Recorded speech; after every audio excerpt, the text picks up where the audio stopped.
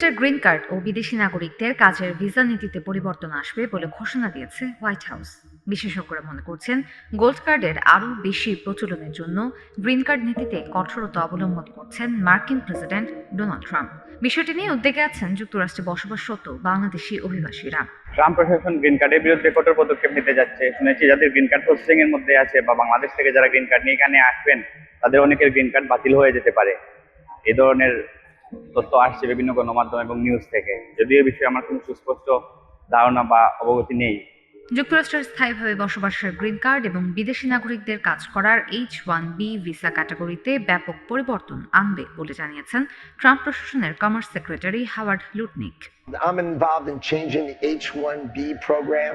পারিবারিক, লটারি, ব্যবসায়িক, বিশেষভাবে পারদর্শী পেশাদার ব্যক্তি ও নিপীড়িত বঞ্চিত আশ্রয় প্রার্থী মানুষকে বিভিন্ন ক্যাটাগরিতে বিশ্বের বিভিন্ন দেশের নাগরিককে গ্রিন কার্ড দিয়ে থাকে যুক্তরাষ্ট্র।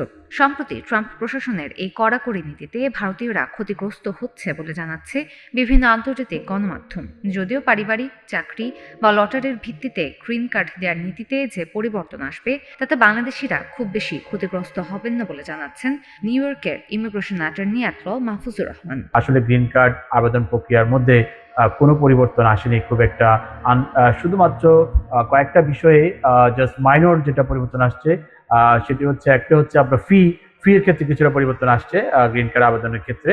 আর হচ্ছে পাশাপাশি হচ্ছে আপনার কিছু টাইমের ক্ষেত্রে কিছুটা পরিবর্তন আসছে, যেমন ম্যারেজ বেসড যারা অ্যাডজাস্টমেন্ট করে থাকে, গ্রিন কার্ডের আবেদন করে থাকে, তাদের কেসগুলো এখন ফাস্টার হচ্ছে।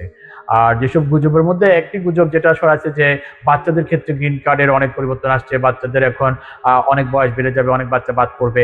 আসলে এরকম কোনো পরিবর্তন আসেনি। যদিও একটা আপনার সার্কুলার আসছে ইউএসসিএস থেকে, যেটা সিএসপি, যেটা চাইল্ড স্ট্যাটাস প্রোটেকশন অ্যাক্টের, তো সেটা খুবই রেয়ার। যারা বিশেষ করে বাংলাদেশি কমিউনিটির ক্ষেত্রে এটা খুব একটা প্রযোজ্য নয়, কারণ এমপ্লয়মেন্ট বেসড অ্যাপ্লিকেশনের ক্ষেত্রে সাধারণত আমেরিকার ভিতরে যারা অ্যাডজাস্টমেন্ট করে থাকে EB-2 EB-3 মাধ্যমে, তাদের ক্ষেত্রে এটা প্রযোজ্য হওয়ার সম্ভাবনা বেশি, বিশেষ করে ইন্ডিয়ান ন্যাশনালের ক্ষেত্রে। প্রতি মাসেই কোনো না কোনো পরিবর্তন আসে যুক্তরাষ্ট্রের ইমিগ্রেশন সিস্টেমে। এ নিয়ে উদ্বিগ্ন না হয়ে United states citizenship and immigration services অর্থাৎ USCIS এর ওয়েবসাইটে চোখ রাখার পরামর্শ দিয়েছেন বিশেষজ্ঞরা। কিছু চেঞ্জ অবশ্যই আসছে, যেমন এখন লোকাল কংগ্রেস ওমেন বা হোমল্যান্ড সিকিউরিটিকে নির্দেশ দিয়ে দিয়েছে ট্রাম্প যে হোমল্যান্ড সিকিউরিটিতে আর কখনো কংগ্রেস ওমেন বা লোকাল কংগ্রেস ওমেন, কংগ্রেসম্যান বা সেনেটররা আর এটা ব্যাপারে কথা বলতে পারবেন না। এই ব্যাপারে আর কোনো সুপারিশ চলবে না হোমল্যান্ড সিকিউরিটিতে। সেই পাওয়ারটা নিয়ে নেওয়া হয়েছে, কারণ আগে যেমন দেখা যেত 24 মাসের মধ্যে যদি আমাদের ফ্যামিলি মেম্বার, হাজব্যান্ড বা ওয়াইফের জন্য, যদি স্পাউসের জন্য যদি কখনো অ্যাপ্লাই করতো, তাহলে স্পাউসের 24 মাস পর যদি না আসতেন, সেই ক্ষেত্রে কংগ্রেস ওমেন বা কংগ্রেসম্যানের হেল্প নিতে পারতেন। সেই ক্ষেত্রে এখন আর নিতে পারবে না। এটা একটা বিগ প্রবলেম হয়েছে। এখন সেই টাইমটা কখনো কখনো 4 বছর 5 বছরও লেগে যেতে পারে।